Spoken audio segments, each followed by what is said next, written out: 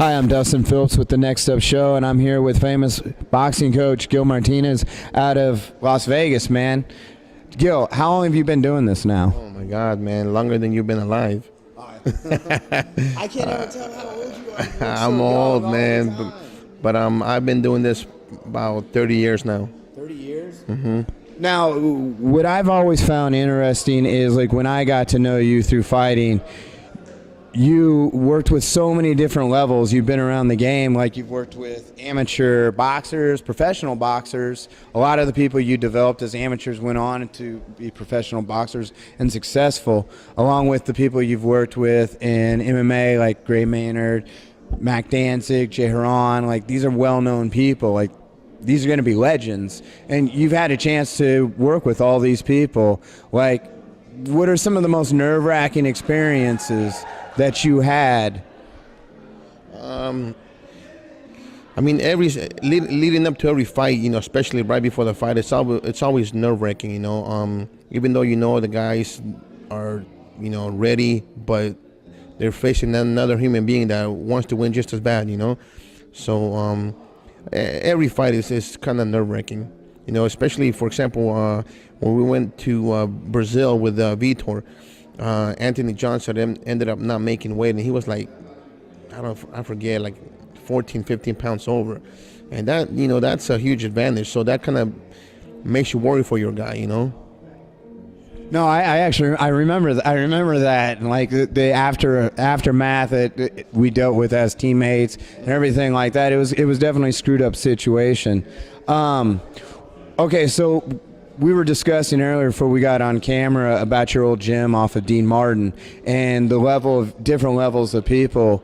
Like, how did you manage to be so successful in the sense of your style seemed to translate really well for people like me with the wrestling backgrounds, people like Gray, Mac, and the way you had everybody work and mesh really well, and there was always family, everything was there. Like, how did that all come about?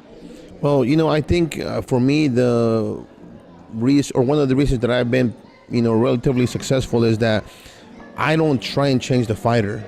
You know, I look to see what their strengths are and what their weaknesses are, and then I try and enhance their strengths and then work on their weaknesses. You know, so for example, I mean, right now at my gym, none of the kids really fight the same. You know, none of the fighters that I've ever trained really have a similar style. They all have their own style, and I always try and just go with what they bring to the table. I don't want a robot. I want them to, you know, fight and be comfortable in there. Okay, so knowing all that, like, and again, it goes back to you've worked with so many different levels. Amateur boxing so much different from just what you've told me than professional boxing, and then amateur MMA is so much different than professional MMA. Like, how were you able to understand how to work with each one? Well, I think again, it just comes down to letting the fighter be himself, understanding what the rules are, and understanding how to score, and how to not get hit. You know, the stance in MMA and the stance in boxing very different. You know, in MMA you have to worry about a lot of other things other than just punching. So once you understand that and understand what the distance should be, it makes it a lot easier. So, I mean, clearly you have to be a student of the game and not only to be a successful coach, is what I'm understanding. Yeah, you know, luckily for me, I wrestled 1 year in high school, which doesn't make me a wrestler, but it did kind of help me understand, you know, a little bit about the ground game, and boxing, you know, for a number of years. I truly understand that, but like you said, you have to be passionate about what you do, and I always try and keep learning. You know, if you don't, you're gonna end up falling short eventually. No, it's terrific because and I can witness it. Like, I've been around you. Like, I always was impressed with the fact that you weren't stuck in a way. Like, you were willing to always evolve, and you were like, you watched MMA fights. Like, you started putting a gi on at one point. I remember at Robert Drysdale's. Like, you try to evolve and learn the game to be better, and I was always impressed by that. And I mean, it definitely takes a strong person to be able to do that, so thank you, man. No, thank you guys, man. I love the sport. I love both boxing and MMA. I mean, I've been a big fan of MMA since day one, since it started. Obviously boxing, I grew up with, and so it makes it easier when you love something to, want to learn it. Okay, so closing out, I got 2 questions. I know, like, going up into your gym, music, everything like that, I've been around you enough to know, okay, what's your genre? What's your go-to? As far as music, in the gym, you know what? For me, myself, or for you? For myself, I think it depends on the day. It